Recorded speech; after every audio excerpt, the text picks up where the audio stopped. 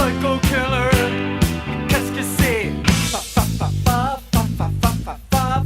Better run, run, run, run, run, run, run away. Oh. Hey now, Death Curse Society on the air, live in the street. We are here at Astronomicon in Sterling Heights. We're here with Leslie Vernon, Nathan Baesel, and he's agreed to give us a couple of minutes, tell us about what he's been up to, some of the history of one of the greatest independent movies the last 20 years, Behind the Mask, The Rise of Leslie Vernon. Nathan, thanks for doing this. How you doing, man? I'm doing good. It's a pleasure to meet you today. It's a pleasure to be here. I'm having a good time. This movie was one of the most original, like I said, in the last 20 years, the way they approached it, a documentary that turns into a real slasher. Are you surprised more movies haven't come out in this style since this one came out? No, it's pretty complicated. I mean, if you break the script down, it's operating on a few different levels, and I think that's what's given us kind of the legs that we've had. Is you can watch it more than once. It kind of holds up for multiple viewings because you can appreciate it from some different levels, you know. But yeah, I think if you were gonna try to break it down and make a formula out of this script, good luck, because it's not conventional. It's true. I mean, every time you watch it, there's something different you notice, a different, Scott Wilson's great in it too. I mean, he was so damn good. Yeah. Anything to say about the man, the late great Scott Wilson, rest in peace, sir? I fell in love with him from the minute I met him, and our relationship in the movie is mentor-mentee, and that's exactly what it was like in real life. From the moment I met him, he was just he was an arm to throw around you, and he had advice whenever I hit him up. He was always there for me. He was really supportive and a sweet man. I would be shocked if anybody could report anything but sweetness from that guy.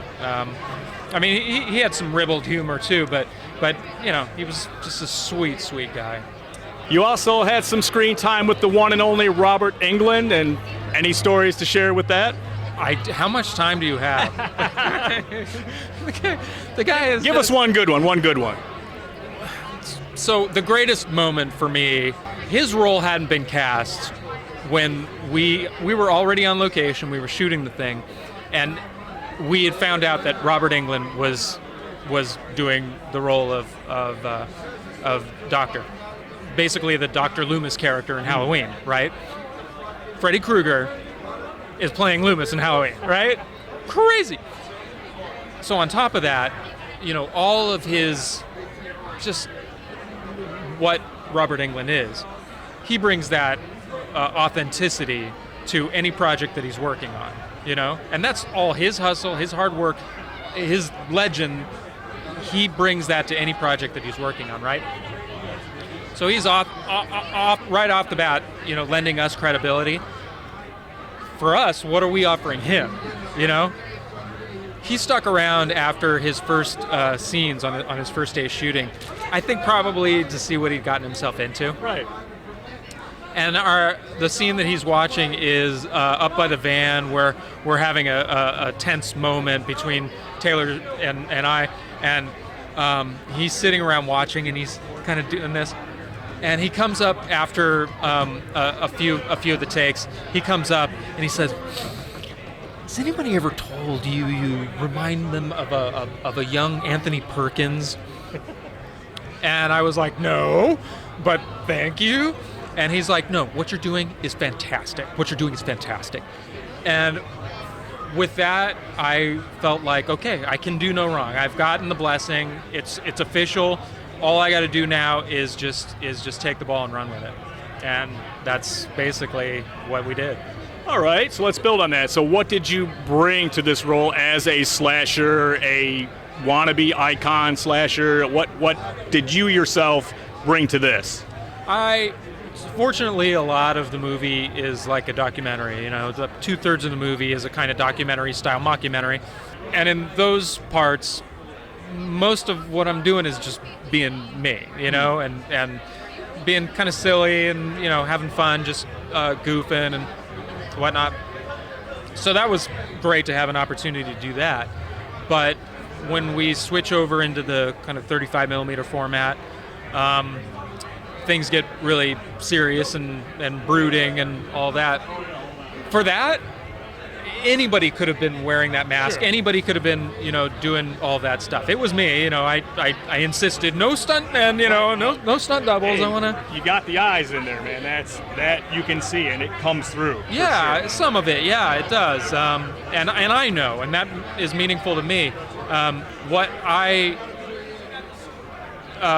didn't have any way to prepare for or whatever was once we're on the location and I'm putting the mask on and doing the thing, I had no idea how the location would inform the character because it was cold. It was so cold. And it was, there was like ice in the frozen, water and the puddles, and the bare rocks and everything. And I was an idiot. I chose to do everything without shoes. I was freezing. I was freezing my butt off. But I went to a real weird place in my mind that I didn't know was there. I convinced myself I was like Batman or something like that. And I was, I was going to go into a zone, And that's basically what the elements brought to the movie was informing my character in a personal way, in a way that I never could have prepared for, dropping into that just psycho spot, that kind of real focused, mission-oriented kind of thing. That wasn't described in the script, that wasn't, but that was a real essential quality, and it wasn't until we actually started doing the work that showed up, and man, that just kicked everything into high gear for me. You're watching Death Curse Society. We're talking with Nathan Baesel, Leslie fucking Vernon, man. That's right. All right, now, I got to get into some darker and sadder news. Years ago, there were rumors there was going to be a sequel to this wonderful movie, and something kind of cool did come of it, but I'll let you tell us. Well, we had a script. We had a fantastic script. Our writer, David Stevie, who did the first movie, he made a script that was just as good, if not better, than the first script. And I loved that first script. It was such a clean read. That's a bold statement, man. Dude, it answered the question, why a sequel? Which not a whole lot of movies have an answer for why a sequel, But outside of box office, right? Which, as an independent like Exactly. that, got it. Yeah. Exactly. But he answered all those questions. Fantastic script. We got a crowdfunding thing. We didn't make our goal. We didn't get the money. But we've got this fantastic script, and now it's collecting dust. So what are we going to do? And they had a fantastic idea of turning it into a comic book series, a 6-issue comic book series. Nathan Thomas Milliner, fantastic artist. He did all the art. David Stevie provided, the text, obviously, and adapted some of it for a comic format. And it ended up a really perfect medium for a horror script, It's, I guess it's like the real thing. It's like kissing your sister a little bit, but I mean, Leslie Vernon fucking lives, man. So if you get the comic books, Glen Echo Press, do a search. You can find them. They're all available. There's first prints, second prints, third prints. It's all there. You can catch up with Leslie Vernon. And Nathan, before we go, we see you're on TV a lot and everything, but what do you got going on? Any chance of coming back to the horror realm in a capacity like this? Yeah, I've been doing TV production for the last 10 years. I basically stepped away from acting for the last 10 years, the last decade, and I hit my midlife crisis, and I realized, okay, I got to get back and get serious about my acting again. So that's what this year is going to be. My top New Year's resolution is to phase back into my acting career. So that's hopefully what you're going to be seeing of me. I'm rooting for it. I'm sure everybody out there is rooting for it. Nathan, thank you so much. My pleasure. Coming on, Death Curse Society. Can we get you on with the mask real quick? Hold it up even. Leslie fucking Vernon, man. Astronomicon, Sterling Heights. This is why you come to the cons, folks. Zig Zag is out.